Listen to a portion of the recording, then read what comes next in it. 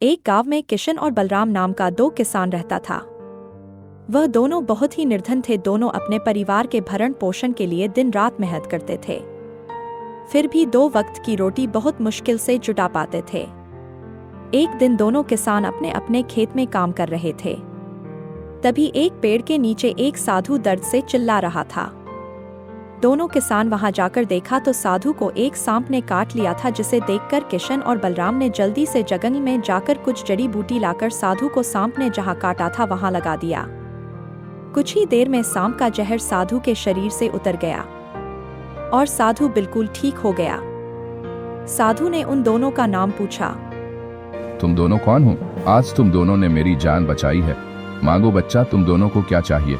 साधु महाराज, हम दोनों इस गांव के गरीब किसान हैं। हमें कुछ नहीं चाहिए, बस इतना आशीर्वाद दीजिए कि हम लोग अपने परिवार को भर पेट खाना खिला सके। बच्चा, तुम दोनों ने मेरी जान बचाई है, इसलिए तुम्हें मैं एक राज की बात बता रहा हूँ। तुम दोनों दक्षिण दिशा की पहाड़ी पर जाओ। वहाँ एक गुफा है जो सोने चांदी और अमूल्य रत्नों से भरा है। लेकिन एक बात याद रखना, उस गुफा की रक्षा एक यक्ष करता है। उस यक्ष के लिए अपने से एक एक ब्रह्म कमल ले जाना, जो वहीं गुफा के पास खिलता है। तो वो यक्ष तुम्हें वहां से सोना ले जाने देगा।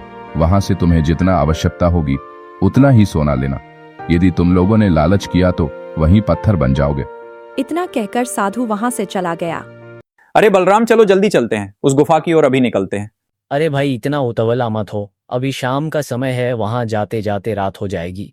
एक काम करते हैं, कल सुबह सूर्य के पहली किरण के साथ दोनों एक साथ निकल जाएंगे। हाँ ठीक है, कल सुबह निकल जाएंगे। दूसरे दिन सूर्य के पहले किरण के साथ दोनों गुफा की ओर निकल जाते हैं। कुछ दूर जाने के बाद रास्ते में एक बूढ़ी माँ एक पेड़ के नीचे बैठी थी, जो दोनों को देखकर बोली, बेटा कहाँ जा रहे हो? मुझे प्यास लगी है, थोड़ा पानी पिला दो बेटा, भगवान तुम्हारा भला करेगा। अरे बलराम, चल जल्दी चल, हमें देर हो जाएगी। तुम्हें नहीं जाना तो मैं जा रहा हूँ। लो अम्मा, पानी पी लो। खुश रहो बेटा, खुश रहो। यह कहकर बलराम ने पानी बूढ़ी माँ को दिया और फिर वो भी आगे चला गया। किशन तो पहले ही आगे निकल गया था। उसे रास्ते में एक शेर मिला, जिसके पैर में एक तीर लगा था, जो दर्द के मारे कंहार रहा था। किशन को देखते ही शेर ने कहा, अरे भाई, तुम ये तीर निकाल दोगे क्या? मैं बहुत दर्द में हूँ। तुम मेरी मदद करोगे तो मैं भी किसी दिन तुम्हारे काम आऊंगा। अरे हट, तो मेरा क्या ही काम आएगा? मुझे कहीं जल्दी जाना है, मुझे जाने दो। आ रहा था। जब बलराम वहां पहुंचा तो शेर ने कहा, अरे भाई, तुम ये तीर निकाल दोगे क्या? मैं बहुत दर्द में हूँ। तुम मेरी मदद करोगे तो मैं भी किसी दिन तुम्हारे काम आऊंगा। बलराम ने शेर के पैर में लगे तीर को निकाल देता है और आगे चला जाता है। किशन इतना उतावला हो गया था, जो उसे साधु की बात भी याद नहीं रही, और वो ब्रह्म कमल के तालाब से बिना कमल लिए गुफा की ओर चला गया। वो गुफा के अंदर जाते ही सोना को देखकर उसका आंख चकाचौंध हो गया। तभी वहां यक्ष प्रकट हो गया और किशन से कहा, यदि तुम्हें यहाँ से सोना ले जाना है, मुझे एक ब्रह्म कमल दो और सोना ले जा। मैं कमल लाना भूल गया, मुझे सोना दे दो, नहीं तो मैं तुम्हें मार डालूंगा। तुम क्या मुझे मारोगे, मूर्ख इंसान? यह कहकर यक्ष ने किशन को पत्थर का बना दिया और गायब हो गया। उधर बलराम तालाब के पास पहुंचकर याद किया कि साधु ने कहा था कि यक्ष को कमल देकर ही सोना प्राप्त किया जा सकता है, और यह सोचकर कमल तोड़कर अपने साथ रख लिया। बलराम जब गुफा के अंदर पहुंचा तो देखा कि उसका मित्र पत्थर का बन गया है। जैसे ही बलराम सोना को छूने लगा, वहां यक्ष फिर आ गया और बोला, यदि तुम्हें यहाँ से सोना ले जाना है, मुझे एक ब्रह्म कमल दो और सोना ले जा। फिर बलराम ने कमल यक्ष को दिया और कहा, यक्ष जी, आप दया करके मेरे मित्र को फिर से इंसान बना दीजिए। यह कहकर एक और कमल यक्ष को दिया, जिससे प्रसन्न होकर यक्ष ने उसके मित्र को पत्थर से इंसान बना दिया।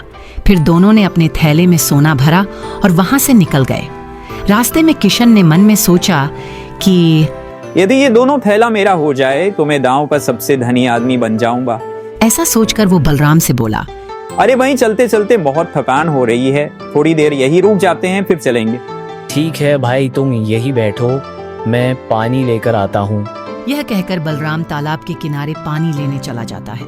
बलराम पानी भर रहा था, तभी किशन ने बलराम के सिर पर डंडा मार दिया, जिससे बलराम वहीं बेहोश हो गया।